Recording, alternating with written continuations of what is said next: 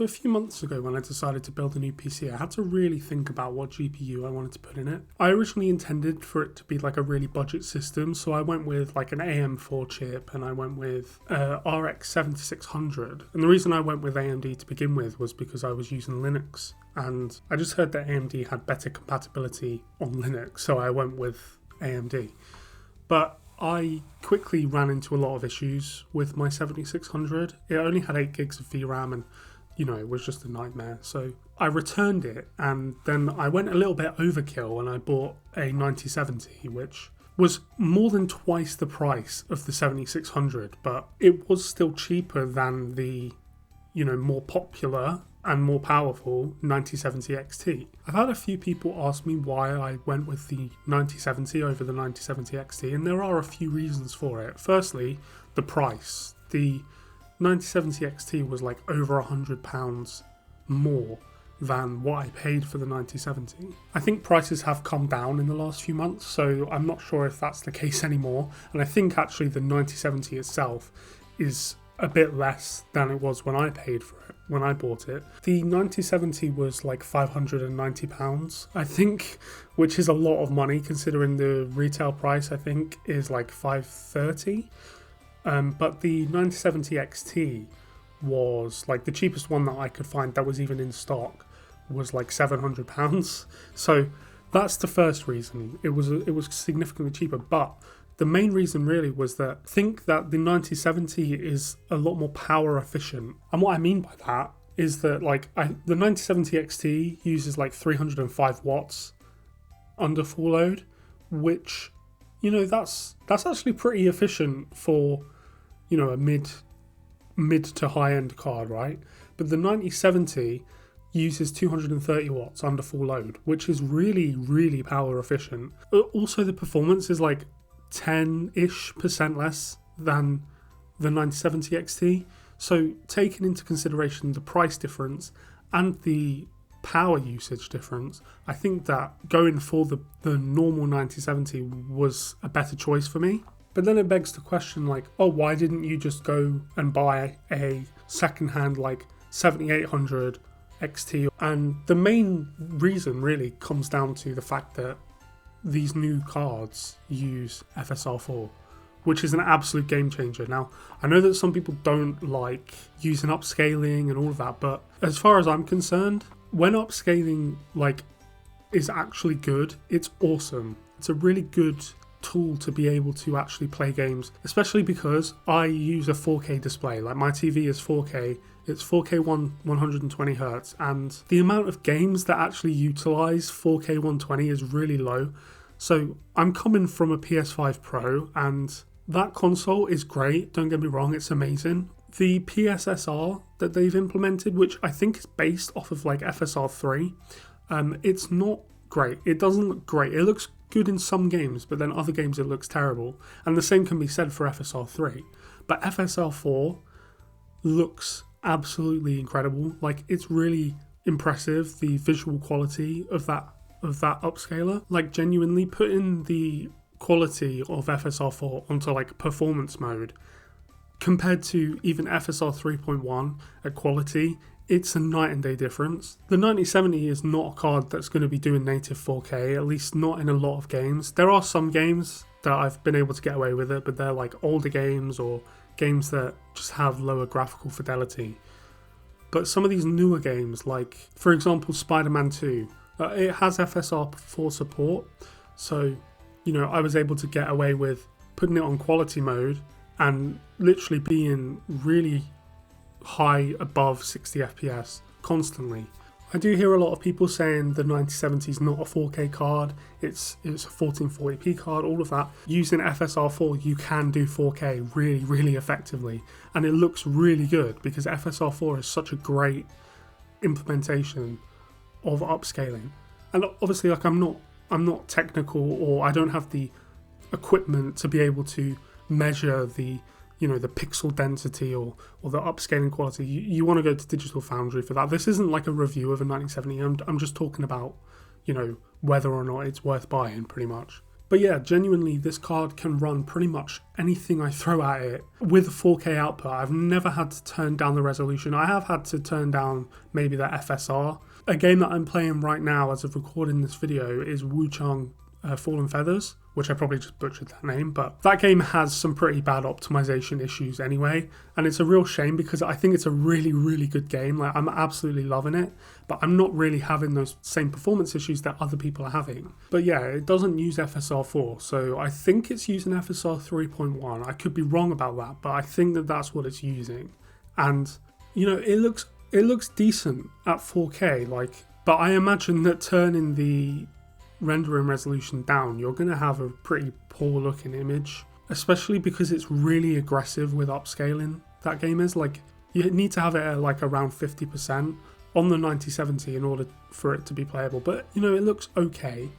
And the frame gen implementation in that game is also really good, so like, it is playable. And if I was to go down to 1440p, I'm pretty sure you can do native 1440p on it, as long as you turn those graphics settings down. But that's a case of a game that's really badly optimized, rather than a game that is not able to leverage the full power of the 9070. It's just an Unreal Engine 5 game, and they're all pretty dodgy, like Oblivion Remastered, for example. That game actually runs surprisingly well, but it's very CPU bound. I wouldn't say I made a mistake, but I made the weird decision to save a little bit of money and go for AM4, because again, I was originally planning on this just being like a budget build, and then I changed my mind halfway through. So I've got a 5800 XT, so I'm kind of stuck as far as CPU upgrades are concerned in my system. I could get a 5800X 3D, but that is only beneficial in certain games, and also I'm playing mainly with a 4K output, using FSR obviously, so some games when I'm using a more aggressive upscale, they can be kind of CPU bound. Yeah, I've not really experienced any bottlenecking. Like, I looked online at like these bottleneck calculators, and they are saying that with my CPU and GPU combo, there shouldn't really be any bottlenecking at 4K, but as soon as you go down to those lower resolutions, there is some CPU bottlenecking. So if you've got a 1080p monitor or a 1440p monitor, just be aware that if you are running an AM4 setup, you might run into some bottlenecking issues. But I do have a couple of complaints. Like, it's not all smooth sailing for the 9070, and my first complaint really is that AMD's driver updates are really few and far between. I switched back to Windows about a month ago, and there has been like one driver update in the last month, and it was an optional update as well. It's not one that they pushed in their Adrenalin software. So they are really slow when it comes to drivers, and I don't remember that being the case with NVIDIA. I remember when I was running my RTX 3060, it felt like there were driver updates like every week for like new game releases so that they were properly optimized. But AMD seems to be a lot slower when it comes to putting out driver updates. And I think this is a problem because, for example, Cyberpunk just got a big update where they've just implemented FSR 4. You have been able to do FSR 4 on Cyberpunk, but I'll talk about that in a minute.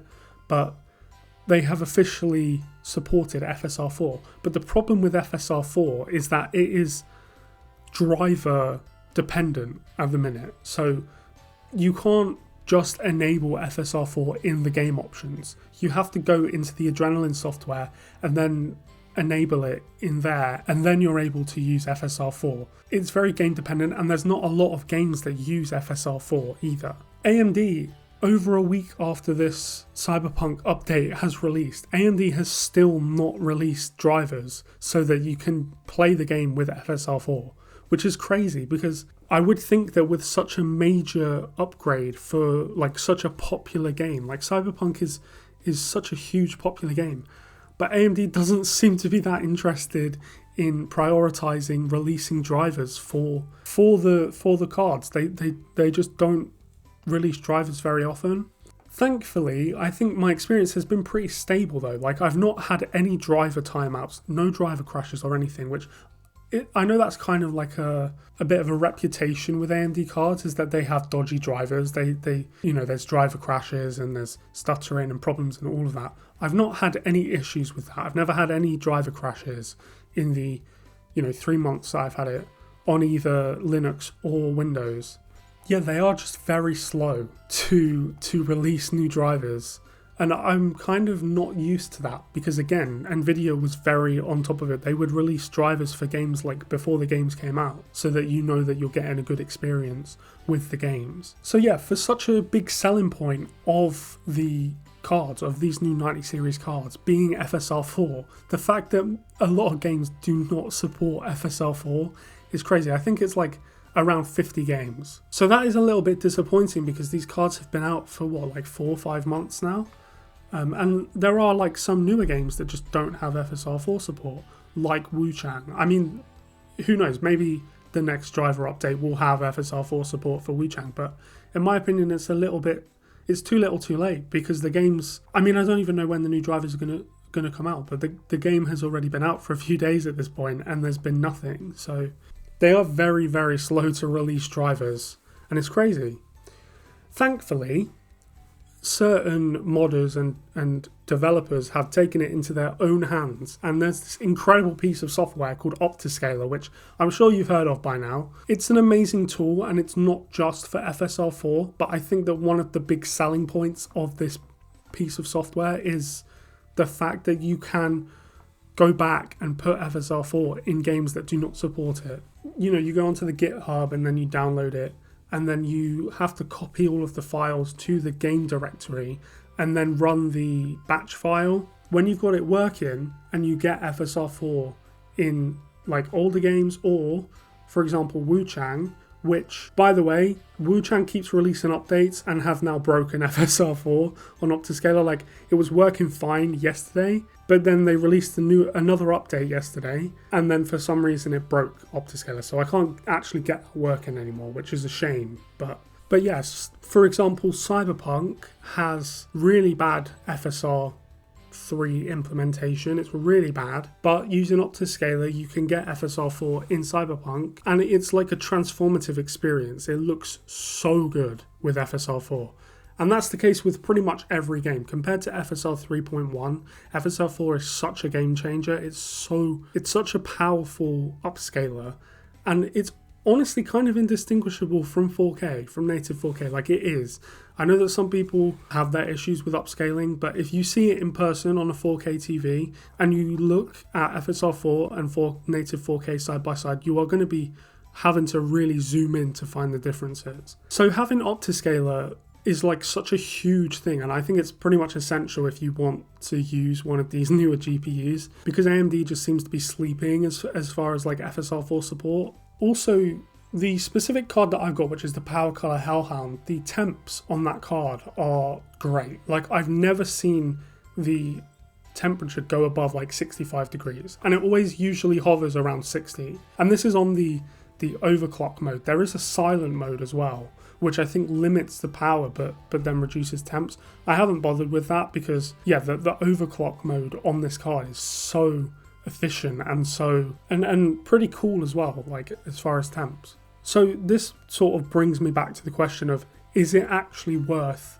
buying a 9070? My answer is yes. However, think about your specific use case. I think that a lot of people are going to find the 9070 XT to be a more tempting choice, especially when the prices actually come down a bit. I haven't even looked at like overclocking or undervolting my card, which I'm pretty sure I've seen a couple of videos about it because I have been curious, but I've just not got around to trying it yet.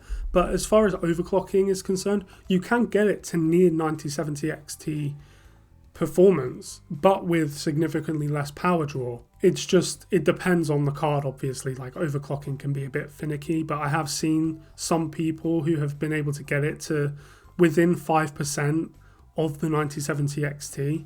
But then obviously the 9070 XT you can overclock and then get even better performance. So really think about what it is that you want out of the card. I'm pretty sure that the 9070 XT is better at ray tracing as well, but again, I've not had any issues with ray tracing on the 9070. Like, it's actually a pretty solid card for ray tracing. You're not going to get like path tracing or anything. Putting path tracing on Cyberpunk just tanks it down to like 10 FPS, even with FSR. it's a really solid card. Is it worth the £590 that I paid for it? Well, I think that considering that I am planning to use this card for the next, I want to say at least 5 years, like I'm not planning to upgrade my card. I am going to upgrade my CPU at some point probably, but I might hold out till AM6, but we'll see how it goes. I think that for the price, as far as price to performance, again, there are better benchmarkers out there. This isn't a benchmark video or a review or anything, but I think that for price to performance, this is a really solid card. So I would say that yes, this is a really good card and I would recommend that you buy it. But yeah, just think about your use case and think about, you are going to want 1440p monitor to really get the most out of this card. Unless you do 1080p, like super high refresh rate, obviously, then I think that that's a more understandable position, right? But yeah, I just wanted to talk about sort of my experience with the 9070, because I see a lot of videos about the 9070 XT, but not many about the 9070. So I hope you found this informative or enjoyable. And if you did, make sure that you like and subscribe because it helps the channel a lot. And yeah, that's about it. I'll see you in the next video, guys.